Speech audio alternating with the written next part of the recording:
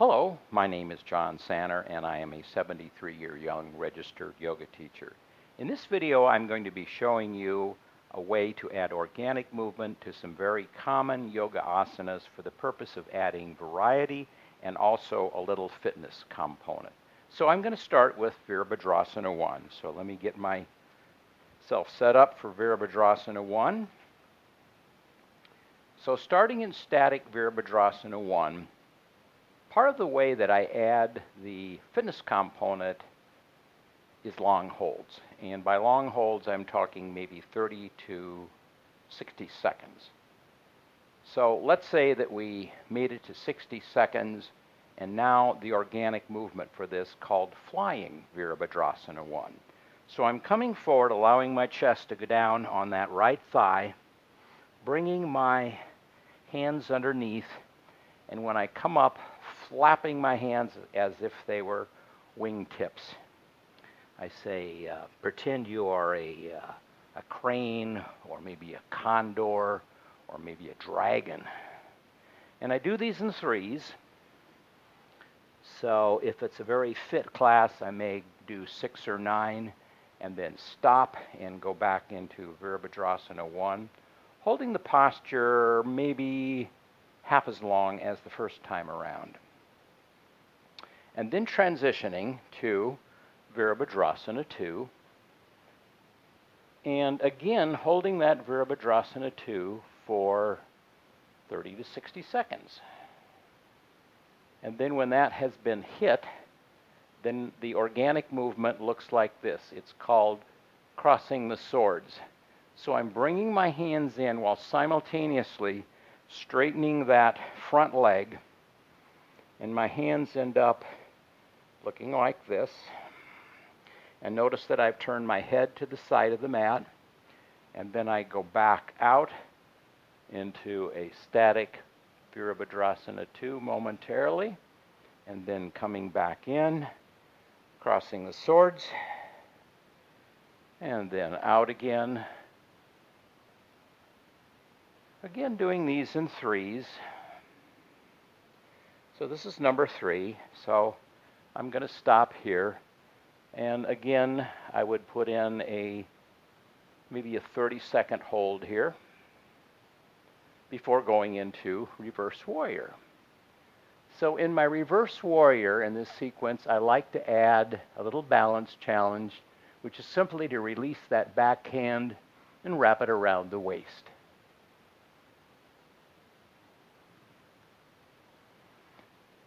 And after holding that for maybe 30, 45 seconds, I'm going to come down into side angle.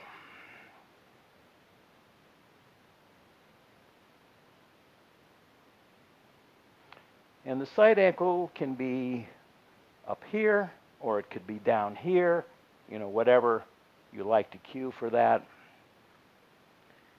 And once you have had the students in a fairly long hold again, the organic movement begins.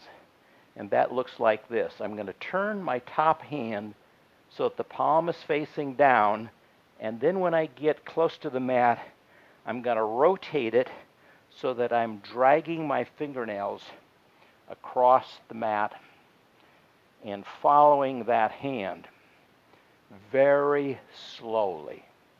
Now there's 2 things going on here. Number 1, I'm moving slowly. I actually think moving a snail through molasses, or a snail crawling through molasses. But the other thing that's going on here is I really no longer have a drishti because I'm watching my hand and it's moving. So now I have to rely more on proprioception to be able to hold this. And I generally stop in extended side angle, hold that for a few breaths, and then release that bottom arm and bring it out like this as if I'm holding a beach ball. This is fairly intense. Maybe stay here for 30 seconds or so before bringing that arm back down for just a little relief. Windmilling that arm back, coming back briefly into our Virabhadrasana 2, because now we're going to straighten that front knee, and once I've squared my hips off properly, I'm going to come forward and windmill down into a triangle.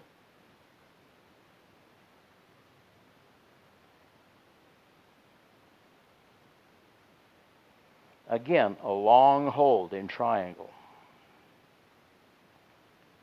Now the organic movement in triangle looks like this. I'm going to bring that top hand down very slowly until it touches my other hand right at my ankle. And again, I'm following this with my gaze. And that creates a balance challenge because I've lost my fixed drishti. Again, 3 of these. That's 2.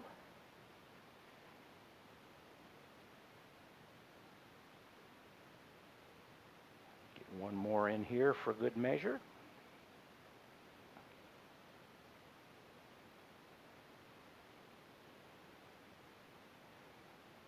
And then going back into triangle. And then backing out of this, releasing the pressure off of that front leg, coming back up, ending up in Virabhadrasana 2. Just briefly, I'm going to skip side angle here, rotating my hips forward to end up in Virabhadrasana 1. And then I challenge my students to bring that back foot forward to meet the right and see if they can go into chair. So pushing off, foot comes down, sink into chair, and guess what? We're going to hold the chair for a while. And then eventually straightening the legs, arms come down, hands come to heart center, and then I challenge my students to close their eyes and still the swaying. Now that sequence gets people's heart rate up pretty high, and so they need this little chill time, and closing the eyes helps improve balance because we're now relying on proprioception. There may be other things that you could think of that you might like to add to that, but that's at least a seed idea that you can put in your sequences to keep your students interested and to make them stronger. I hope you found this useful. Thank you for watching. Namaste.